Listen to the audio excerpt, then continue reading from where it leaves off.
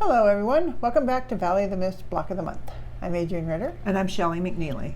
And this is the May 2023 Block of the Month. So, in our continuing ongoing quest to explore log cabin-like blocks, this month we're doing a basket block that meets our criteria of pieces going around an inner piece. Right. Now, this is kind of around two inner pieces that are done in half, but it still fits our criteria. Right. Okay. So number one, remember there are written instructions on the Valley of the Mist Quilt Guild's website, and you may want to have those because this month, more than some others, it can be a little confusing because we have a lot of squares of fabric of different sizes. Right. And and just so I don't forget to say it, you do need to use an accurate 1/4 inch this month. It's a tiny bit oversized, but not a lot. You don't have a lot of extra. All right, so what fabric do we need, Shelley? Okay, so in the vein of things, this year we're using this fabric, Paint Impressions by Hoffman, as our focus fabric, which you need to use if you're going to turn your block in to the guild meeting in June, or every month. We're using this one. But this one in particular is due in June. Right. But if you're not turning it in, use whatever you want for your focus fabric. Okay, so what we're going to need the focus fabric, a 2 inch by 5 1/4 inch, and a 2 inch by 6 1/2 inch. And then with wrong thing. I was going to show it to you. All right, keep going. Okay, then with the white, we're going to need a 6 1/2 inch square, a 7 inch square, and a 7 1/2 inch square. And then there's two coordinating fabrics. And the first coordinating fabric, which is the part that makes the basket handle and the base. Okay, and we're going to need a 3 3/4 inch square, a 7 1/2 inch square, and two strips that are 2 inch by 8 inch. I mean, one of them is 2 inch by 8 inch, and the other one is 2 inch by 9 1/2 inch. And then coordinating two, which is this, which makes that bottom part. Just two pieces. One is 2 inches by 8 inches, and the other is 2 inches by 9 1/2 inches. Okay, so like I said, get the instructions. Yeah. So you don't have to write all this down. Yeah. Now, I'm not sure if Shelley did the same thing, but when I was picking my fabric for this block, I thought, what kind of looks like a basket color? And so that's why I used the yellow. And I don't know if that was your thought too, because we both ended up with a yellow here. No, not really. Okay. All right. You were just copying me. Anyway, so I'm going to tell you that this block really is designed for you to easily make two blocks, because there's a couple of parts of the block that involve the white fabric and your coordinating fabric 1 that either only use half of it in this block or half of it. Not all of it, but part of it. And that actually I'm going to go over. And the other thing I want to mention is that we're going to make this block in two halves. We're going to make the bottom half first, and then we'll make the top half. The top half is made almost the same way as the bottom half. You can see it's just simpler, so it'll go faster.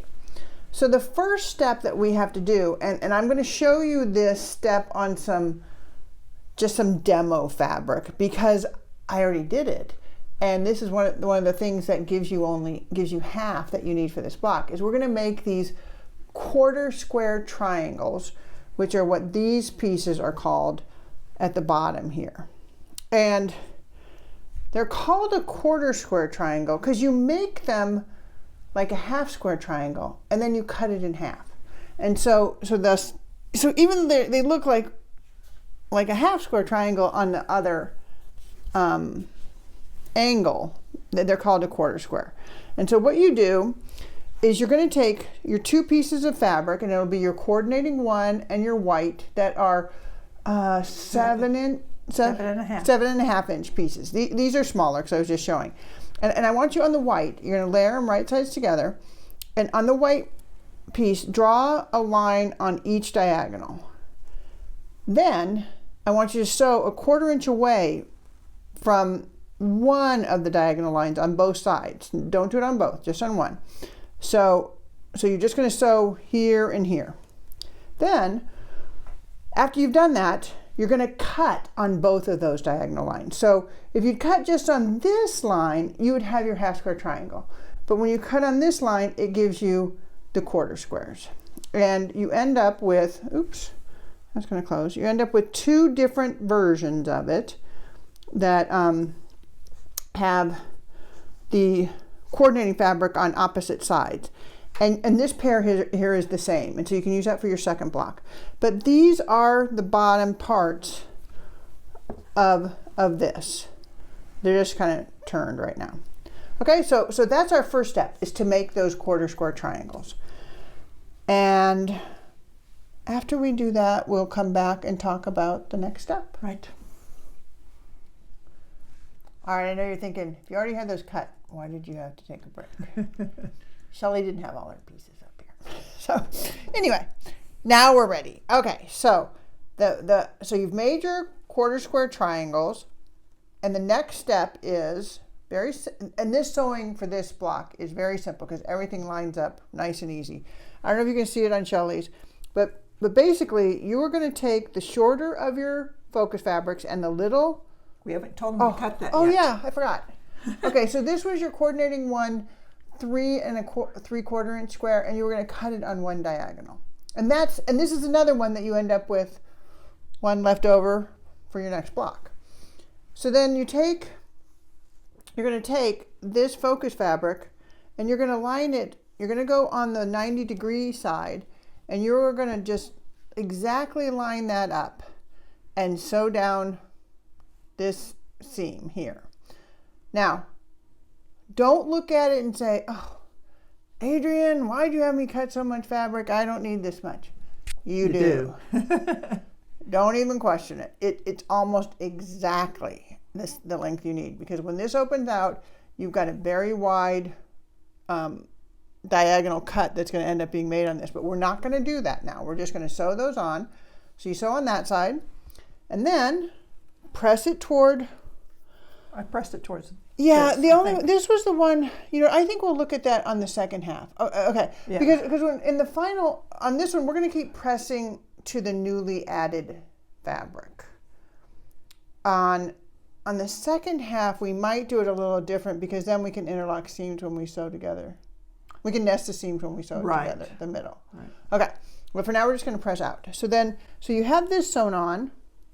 Then you're going to do the same thing, and you're going to line this focus fabric up exactly with the end of that focus fabric that you just put on, and sew that down. And then you're going to go and repeat it. Yeah. Line this one up this way. Here, you show the last piece. And then the last one lines up. It looks layered. It won't look layered because you'll have pressed it out. But they just go right on there. Right. And then when we come back, we're going to talk about the placement of how you align those 1/4 square triangles.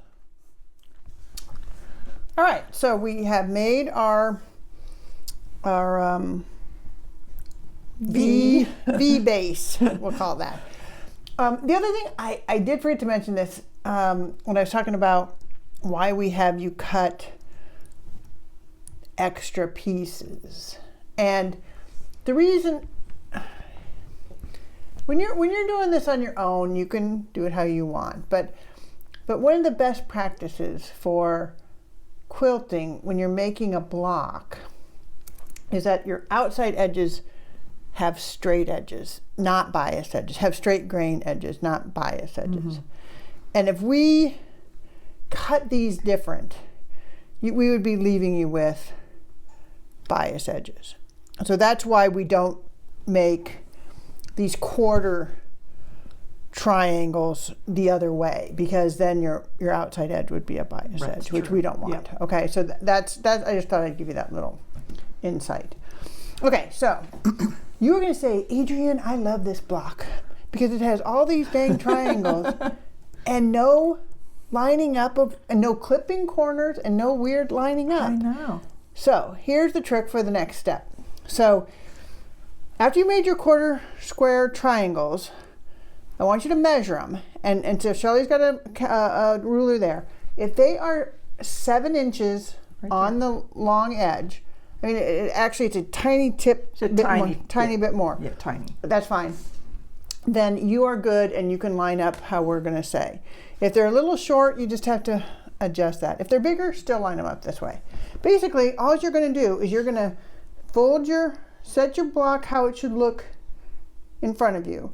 And you're going to fold these points up, and you're going to, that bottom edge, that white edge lines up with this, lines up evenly on this side, and then along this bottom part of that triangle that you kind of log cabined around. All right, so. Does that make sense?